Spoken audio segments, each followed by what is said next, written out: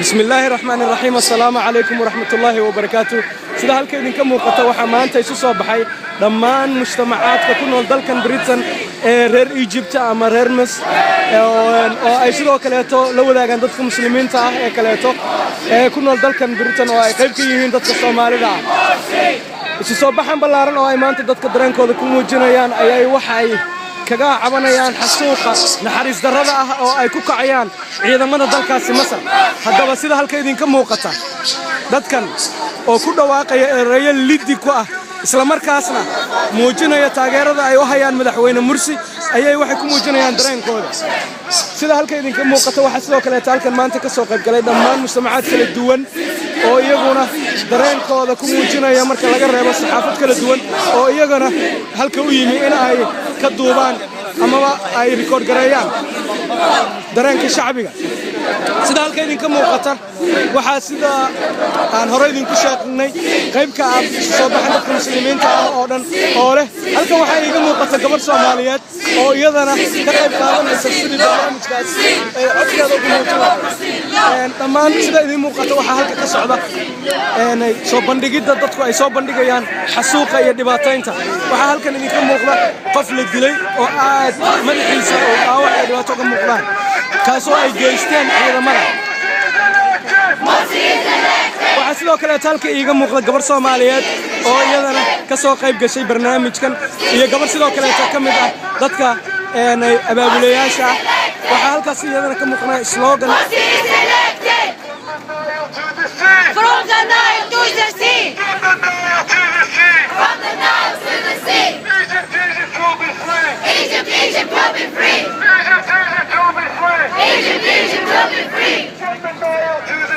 From the Nile to the sea. From the Nile to the sea. From the Nile to the sea. waxa sidoo kale halka ka muuqanaya kaalinta ay dadka Soomaaliyeed ee maanta iyaguna taageeraya barnaamijkan. waxa sidoo kale iga muuqata gabar yar oo iyadana dareenkeeda ku cabiraysa. 5, 6, 7, 8. We don't want an army state. Safiya waxa iyadana ka mid ah dadka maanta soo baxay oo dareenkooda ku muujinaya. We don't want an army state. فاطمة ما شاء الله. سيدا هالكي إذن كم وقتا وحن آد يا آد وكلا هارين تاجرنا الله يا مدحوين مرسي ويسقنا أيدك آد إمار.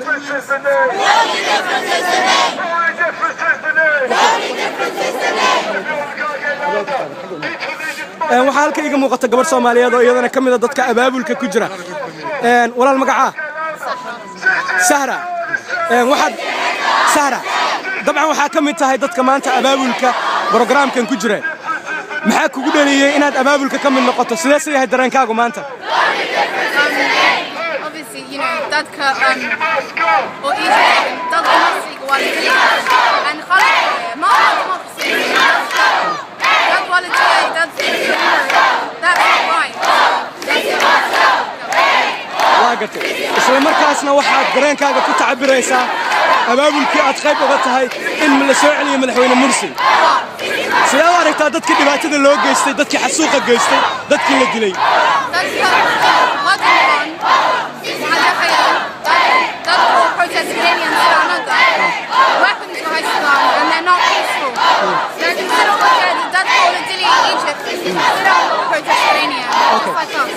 waxay buuq ma jira geeska waxa imo saan codka kaliya ugu helno waxa dhamaan aan jecelnahay inaan codkooda helno dadka dareenkooda ku tacabiri doona iyaga oo ka xun dhibaatada iyo xasuuqa baan ee ka socda dalkaas Masar. runtii lama soo koobi karo lamana qiyaasi karo dhammaan dad jooga isugu soo baxay maanta halkan oo aan doonayno inaan codkooda ka qabanno. waxaan ku noqon doonaa waraysigii oo aan sawaxanka iyo qaylada meesha ka dhacday darteed aan u qaban weynay. gabadhan Soomaaliyeed waxay ka mid tahay abaabulayaashii barnaamijkan. magacaaga marka ugu horeysa Sahra waa maxay dareenkaaga ku aadan arrintan xasuuqa iyo dhibaatada leh ee loo geystay dadka reer Egypt?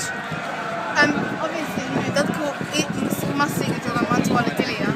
khalid waaya soo anagu waxaan Mursi soo celinaa si dadkoodan waa dilaysaa. waa gartay waxaa dhamcaan soconaya xasuuq aan loo miidaandayn waxaa la leynayaa dadkii caruurtii baa la dilayaa dadkii baa la xirxirayaa. arrinta noocaasa maxay kuugu muuqataa sideed u aragtaa dadka la leynayo dadka la dilayo dadka la xirxirayo? khalid waaya because waxna ma sameeyaan waxa rabaan in loo soo celiyo wixii laba sano loo waday democracy-goodii waa loo diiday waa gartay maxay kula tahay marka dadka dambiyada geysanaya what is their maaragtay objectives those oo sameynaya criminalska ama criminal activities waska in la join garayaan obviously because you know hadda CC lacagtu saga hala military-giisa Obama baa u diiday so you know marka dilkaas la geysanayo miyaysan ahayn in international criminal court loogu yeero in cadaaladda la horgeeyo exactly ma ka shaqaynaysaan oo hawshaas qayb ma nagala noqonaysaan oo hawshaas ma nagala qayb qaadanaysaan in cadaaladda la horkeeno international criminal court aan horkeenno aad ayaad u mahadsan tahay waxaan ku rajaynaynaa nasiib wanaagsan walaal dabcan sida halka idinka muuqata ma aha oo keliya qof iyo laba qof oo Soomaali ah dabcan number aad u badan oo dadka Soomaaliyeed ah ayaa maanta halka ka muuqda oo garab siinaya dadkaas reer Egypt waxa sidoo kale ku jira dad kale oo muslimiin oo iyagana wadamo aad u fara badan oo kala duwan ka yimi dareenka maanta halka lagu tacbirayaa waxa uu yahay dareenka maanta lagu tacbirayaa wuxuu yahay in la joojiyo xasuuqa in la joojiyo dilitaanka in la joojiyo xabsi geynta aan sharciga ahayn oo ay geysanayaan ciidamada militariga sidoo kale waxa lagu baaqayaa inay ciidamada militarigu faraha kala baxaan arrimaha siyaasadda ee dalkaasi waxa sida aad la socotaan la doortay si cadaalad loo doortay madaxweyne Mursi oo ay doorteen dhammaan dadka reer Masar isla markaasna si sharci darro ah ay u xireen ciidamada haddaba dareenka noocaas ah oo runtii argagax iyo dhibaato ka bowray isla markaasna khalkhal geliyay dareenkii iyo amnigii dadweynaha dalkaasi Masar ayaa waxa ay dadweynuhu ku muujinayaan aragtidooda halka waxa ka muuqda madaxweynayaal carbeed oo iyaduna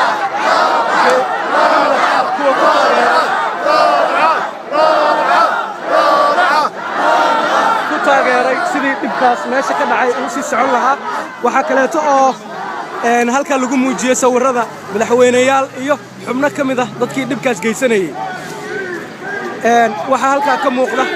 oo iyadoo si saaxiibtinimo leh loogu muujiyay madaxweynaha dalkaasi Turkiga Erdogan oo runtii ahaa ninka kaliya ee si cadaalad ah justice uga hadlay waxa halka ka muuqda oo kaleeto oo cunugta yarta ay haysaa saameyn tii loo geystay dadkaas shacabka 1 2 3 4 oo aan iyadana dareenkeed ku muujin magaca what's your name He's from Kurdistan. You from where? Kurdistan. Great. halkaas inuu waxa ku jira wiil kaleeto oo isagana madaxweyne Mursi gacanta ku haya dhibaataynta loo geysanayo dadkaas reer Masar oo iyagana dareenkooda ku muujinaya runtii waa wax aad iyo aad looga xumaado dhibaatadaas meesha ka socota oo ay dhammaan dadweynaha reer Masar iyo dhammaan dadweynaha kala duwan halka ka soo qayb galeen iyaga oo ku taageeraya hanaankii dimuqraadiyadda ahayd iyo doorashadii dimuqraadiga ahayd ee ay maaragtay dadweynaha reer Masar ay ku doorteen haddaba waxa halka iga muuqanaya nin kamid ah dadkii maanta isugu soo baxay oo iyagana dareenkooda ku muujinaya dabcan waa dareen aan la daawan karin waxa halka ka soconaya wiil yar oo isaguna sidoo kale muujinaya dhibaatada iyo xasaaraha ka dhacay wadankaas Masar waxa halkaas ka muuqanaya iyo isagana dadyow kala duwan oo iyagana dareenkooda ku tacabiraya sidii ay uga xun yihiin oo runtii aan la soo koobi karin waxa halka qayb ka ah dadyow Soomaaliyeed oo iyagana isugu soo baxay waa sidee maanta dareenkiina maxaa u aragtaan dhibaatada meesha ka dhacday waxaan muslimiinta Ilaahay u fududeeyo aha hay Ilaahay u fududeeyo walaal waa taas maxaa kula talinaysaan dadyowga reer Masar ee dhibaatada ku dhacayso ee si cadaalad intay wax u doorteen madaxweynahoodii laga afduubay Ilaahay u fududeeyo wax u qanacsan Allah u soo celiyo insha Allah kaasina wuxuu ahaa muwaadin Soomaaliyeed oo isugu kamid ah dadkaas maanta meesha isugu yimi fari kama qodna dadka maanta halkan isugu yimi dabcan dadka Soomaalida oo iyaguna qayb ka ah barnaamijkan ama maanta soo baxan ayaan jeclahay inaan laba eray ka qabto walaal iiga waran dareenkaagu maanta siduu yahay maxay kuugu muuqataa dhibaatada loo geysanayo dadka reer Masar ee si dimuqraadiya u doortay madaxweynahooda xasuuqa iyo tacadiyadana loo geysanayo waxay ila tahay kulli dhibaatada waa mid caalamka oo dhan ugu jeedo oo maaragtay wadan intay doorashooyin kale madaxweyne doorteen ay dastuur maaragtay ay u codeeyeen oo ay shuuro doorteen kadib hal mar intuu military intuu yimid wuxuu dhan isu laagay kadib markii ay ka dhiibiyeen maaragtay ay noqotay jawaabta loo bixiyay in la xasuuqo oo la laayo marka waa arrin dulmiya oo aad u weyn caalamka oo dhan ay arkayaan loona baahan yahay macnaha cid kasta in isgarab taagto arrintaas oo cadaalad iyo ku dhisan maaragtay arrin xaq ah oo maaragtay loo baahan yahay aad iyo aad ma kula tahay dadka dembiyadaas geysanaya in maxkamad caalami ah international criminal court in la keeno adiguse ma taageeraysaa mase kula talinaysaa dadka Soomaaliyeed inay ka qayb qaataan in cadaalad loo heliyo isla markaasna international criminal court la hor keeno nimankaas waxay tahay kuwa badan oo ka badnaa oo ka dambiyay yaraa in la geeyo maxkamado oo maaragtay hadday noqoto maxkamado oo waddanka dhexdiisa ama maxkamado dawliga marka nin kasta oo bini'aadanka dhagar ka galay waxay mudan yahay in la geeyo maxkamad in la saaro oo abaalkiisa waxa ay la geeyo maxkamad sax ah la saaro aad iyo aad ayaa mahadsantahay magacaaga Axmed Rashawna Sura magacaaga aragtidaada maxay kugu muuqataa xasuuqa ka socda dalkaas Masar magacayga waxaa la yidhaha maxamed sheekh aadan runtii wax aad looga naxawayaan in saacado gudahood lagu dilo dad dhowr kun oo qof meel ka dhacday macnaha waxaa la yidhaahdaa markay macnaha yuhuudda ay khasa ay duqaysay dagaalku ka socday muddo 10 beri ama 20 beri dadkaas uma dhiman hal maalin wixii dhintoo dhanba mataqaanad isku dar wax yar bay ka badnaan marka waa xasuuq naxariis la'aan ood moodo ciidanka dalka iyo booliskooda inay cadow la dagaalamayaan marka wadada noocaas oo kale shacabka qaar kamid ay u qabaan waa wax la yaab loo isweydiin mudan weeye lagana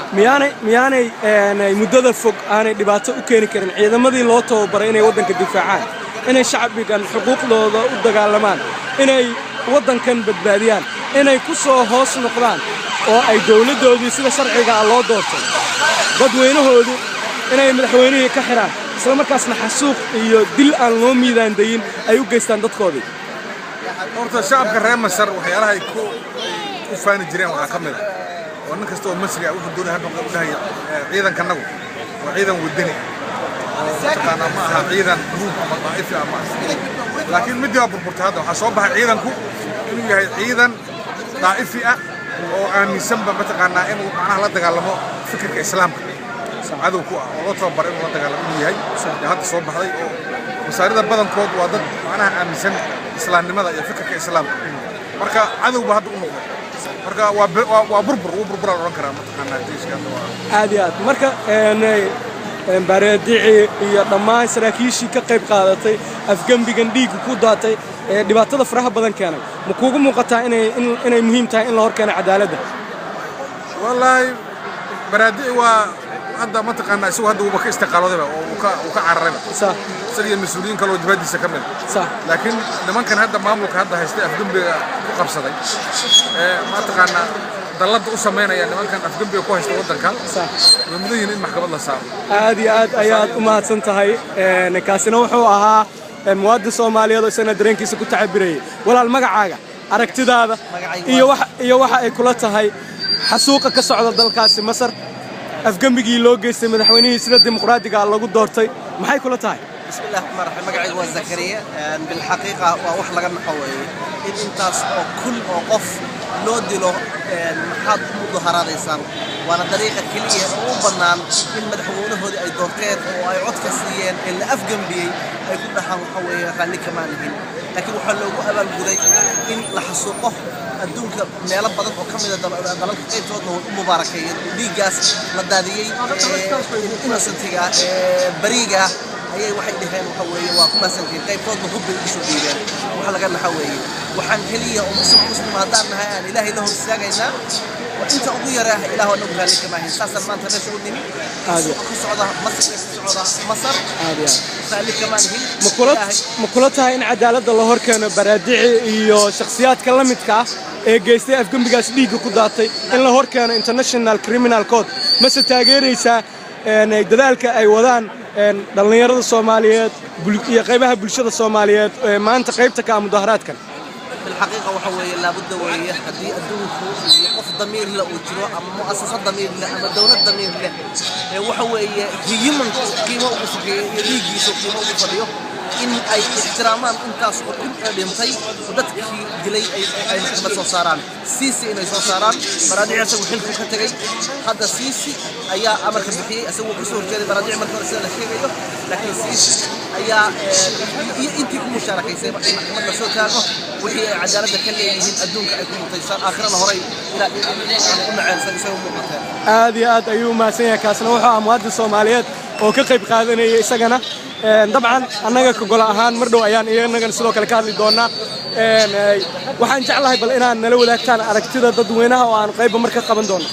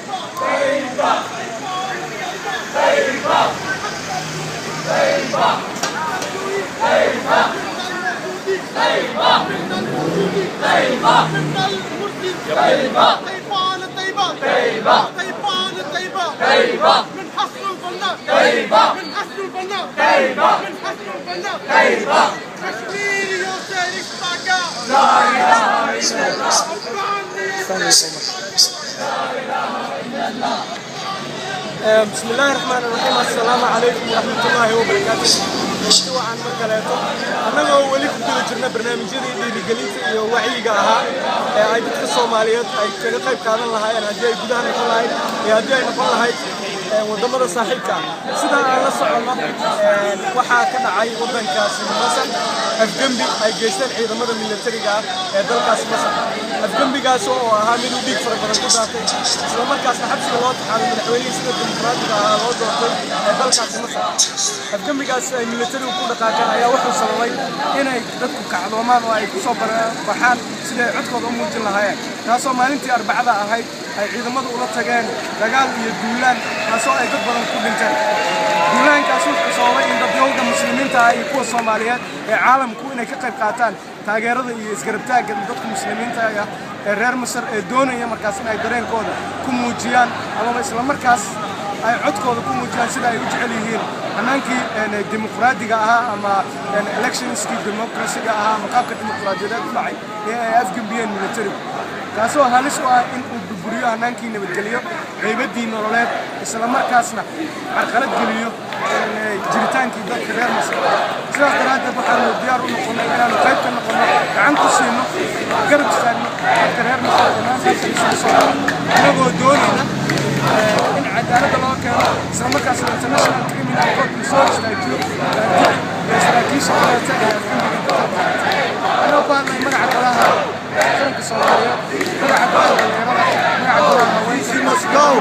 qeybaha bulshada isla markaasna maanta qayb ka ah abaabulka mubaaraadka quruxda badan ee aad aragtaan isla markaasna ay qayb ka yihiin qaybo dadweyne kala duwan ee caalamka qaybihiisa kala duwan ka socda waxaanu doonaynaa isla markaasna dhiirigelinaynaa cadaalad waxaanu leenahay justice iyo equality sinaan iyo cadaalad dadka Soomaaliyeed waxaan ugu baaqaynaa inay nagala qayb qaataan dareenka noocaasa golaha dhalinyarada Soomaaliyeed golaha haweenka golaha aqoonyahanka golaha ururada bulshada iyo golaha qaranka anagoo isku duuban waxaan leenahay laga qayb qaato hana loo dadaalo runtii dadka maanta halka jooga waxaa ku jira dad fara badan oo nagala qayb qaatay kacdoonkii aanu u galnay markii dadka South Africa lagu leenayay iyo dadaalada kaleeto ee aanu ku doonayno in dalkeena iyo dadkeena ay maaragtay ku nabad galaan waxaan leenahay intaan dib u kulmi doono assalaamu calaykum waraxmatullaahi wabarakaatuh